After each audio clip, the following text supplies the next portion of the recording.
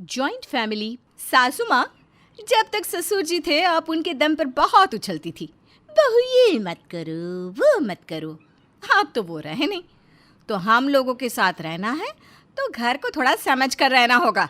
वो जो हिटलर वाला एटीट्यूड था ना, कम कर लीजिएगा, समझी ना? नहीं तो हाँ हाँ, ये तो रहे नहीं। यही थे जो कहते थे, वीना तू तो घर की रानी है। देख रहे हो ना जी, आप नहीं हो तो कैसी नौकरानी वाली हालत हो रही है। तभी वहाँ बड़ी देवरानी आ जाती है। क्या हो रहा है यहाँ जिठानी जी? आपको तो मैं सासू माँ जैसा ही समझती थी, लेकिन ये क्या कह रही हैं आप माँ जी को? ऐसे कोई बेइज्जती करता है क्या सास की, वो भी जो माँ जैसी हो? अच्छा जी, बड़ी जबान चल रही है तेरी, क्या बात है? अरे इतना ही शौक है ना सास की सगी बनने का, तो तुम ही करो ना उनकी सेवा, माँ तो चली। जेठानी के जाने के बाद सास दुखी हो जाती है। देख रहे हो जी, कैसे कैसे दिन देखने पड़ रहे हैं। क्या करूं, कल को ये घर से निकाल देगी तो मैं जाऊंगी कहाँ? देवरानी भी समझ नहीं पाती कि जेठानी के स्वभाव में अचानक से कैसे बदलाव हो गया। वो कमरे में जा रही होती है कि जेठानी की आवाज़ आती है। यही सासू माँ है जो सर पर चढ़कर नाचती थी। मेरी बेटी के लिए लाओगी तो खुद के लिए लेना। अब इन्हें बताऊंगी, बहुत पति के बलबूते पर घमंड करती थी ना, अब सबक सिखाऊंगी। और क्या, वैसे तेरे देवर देवरानी भी तो साथ रहते हैं, उनको भी बताना क्या क्या नहीं किया तेरी सास ने तेरे साथ। अब बताना इसको कि सताना क्या होता है। फिर क्या था, जेठानी अगले रोज से शुरू हो जाती है सास को परेशान करने में। अरे बुढ़िया, बैठी क्यों है? नहाना धोना नहीं है क्या? फिर कहोगी खाने को दे दो। सास जो पति के जाने के बाद टूट चुकी थी, बहू का चेहरा देखती है और फिर सामने लगी पति की फोटो। अब ये आएंगे ना तेरी जुल्म को सपोर्ट करने के लिए। याद है कैसे मेरे पेट में बच्चा था और तूने मुझे एक बाल्टी पानी ऊपर लेकर जाने को कहा था। अब खुद के लिए भी पानी खुद लेकर जा, समझी? पर बहू, मुझसे तो बाल्टी का मग्गा भी नहीं उठेगा। किसी तरह ऊपर रखते ये बाल्टी मैं नहा लूं, ठाकुर जी को भोग भी तो लगाना है।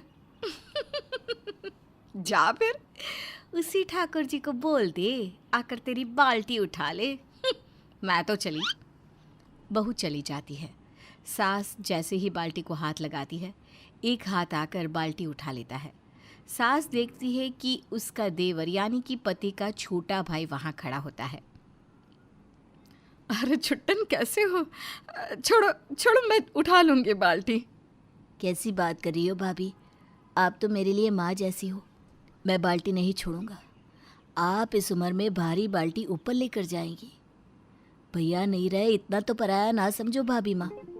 देवर बाल्टी उठाकर भाभी के कमरे में रख देता है। सास नहाने चली जाती है और देवर घर में जोर से चिल्लाता है, सोनू मोनू कहाँ हो तुम दोनों? अरे चाचा जी आप कैसे हैं? मैं तो आपके घर आने ही वाला था। वाह बेटा, तेरे लिए भैया भाभी ने न जाने कितने व्रत किए और एक तू है बेटा। तभी आ जाती है जेठानी। वाह चाचा जी बहुत अच्छे, हम तो जैसे आसमान से टपके थे ना। जो माँ जी मुझ पर जुल्म करती थी तब कहाँ थे आप? अब पापा जी रहे नहीं तो हम भी अपनी मर्जी करेंगे। चुप कर भाग्यवान, क्या बकी जा रही है? चाचा जी हैं ये।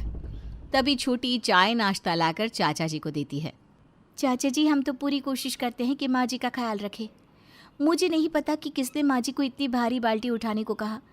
वो तो माँ जी बता रही थी कि आप आए हैं। मैंने कहा बोलो क्या कर लोगी, बोलो। अरे तुम्हारे आने तक तो माँ जी की सारी अकड़ खत्म हो चुकी थी, लेकिन मैं बड़ी हूं ना, मैं जानती हूं कि कैसे इन्होंने अपनी बेटियों के साथ मिलकर हंगामा मचा रखा था। जेठानी का पति यानी कि सास का बड़ा बेटा बीवी को समझाने की कोशिश करता है, लेकिन तभी चाचा जी बोल पड़ते हैं। देख बड़ी बहू, जो तू ये सोच रही है ना कि मेरे भाई के बाद मेरी भाभी का तू हाल बेहाल कर देगी, तो तेरी गलत फहमी है। ये घर मेरे भाई भाभी के नाम है। तू निकल अब यहाँ से। छोटी, इससे घर की सारी चाबी ले ले और जाते वक्त देख लेना घर का कोई सामान लेकर ना जाए।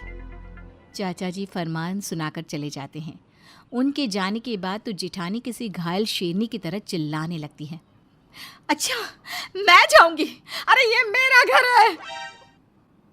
नहीं भाभी, ये माँ का घर है और माना माँ ने आपके साथ गलत किया, लेकिन इसका ये मतलब नहीं कि आप माँ के साथ ऐसा करो। वैसे भी भाभी, ये जॉइंट फैमिली है, हमारे सारे रिश्तेदार आसपास ही रहते हैं। पापा ने यहाँ घर इसलिए ही बनवाया था कि माँ को कोई परेशानी ना हो। क्या कर दिया भाग्यवान, समाज में मुंह दिखाने लायक नहीं छोड़ा। जॉइंट फैमिली में ऐसा नहीं होता कि कोई कुछ भी करे, समाज खड़ा होता है एक दूसरे के लिए। वाह, सही है। तो वो समाज तब कहाँ था जब माँ जी मेरे ऊपर कहर बरसा रही थी?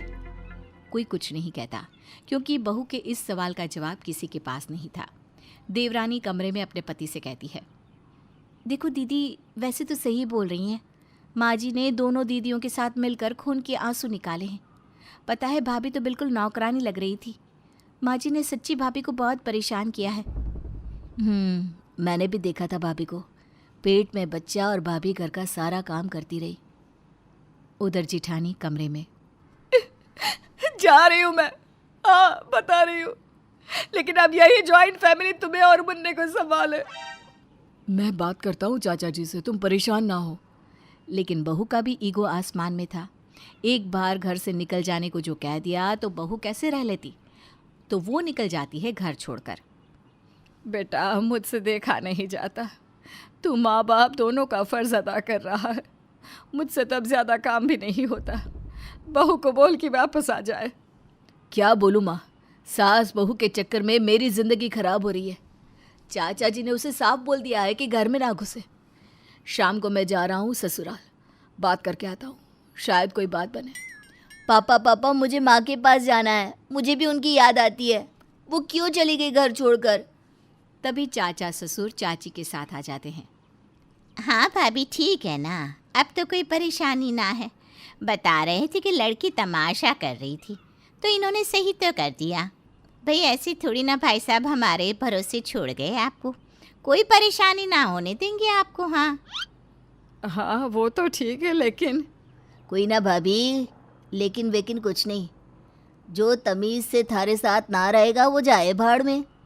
पास खड़े बेटे और पोते को सास देखती है और वो दिन याद करती है जब वो बहू को परेशान किया करती थी।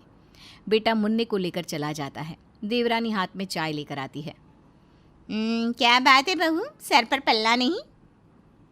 अभी तो हम दो घर छोड़कर ही रहते हैं, तो ये हाल है तुम लोगों का। देवरानी सास को देखती है, वो शांत रहती है कि तभी ननद आ जाती है जींस टॉप में, हाथ में बच्चा। चाचा जी, चाची जी, क्या बात है, कैसे हैं आप लोग? ये क्या पहना है रिन्नी? शादी हो गई है तेरी माना, मायके में आई है, लेकिन कोई तो ओढ़ने पहनने का सहूर होना चाहिए कि नहीं? तेरे ससुराल वाले कुछ कहते नहीं क्या? जॉइंट फैमिली है ना तुम लोगों की। बेटी पर सवाल उठता देखकर सास कहती है, अरे रहने देना छुट्टन, बच्चियां हैं, जो पहने ओढ़े। अरे हम कुछ ना कर पाए, सास हमारी तेज थी। अब बुरा न मानना, लेकिन बेटी को तो मैं पूरी छूट देती हूँ। मैंने तो शादी परिवार देख कर ही की थी। बहू हैरान रह जाती है कि जो सास बहुओं पर हो रहे जुल्म को देखकर चुप है, वो बेटी के लिए कैसे बोल पड़ती है। हाँ भाभी, ठीक है, कोई बात नहीं, हम चलते हैं।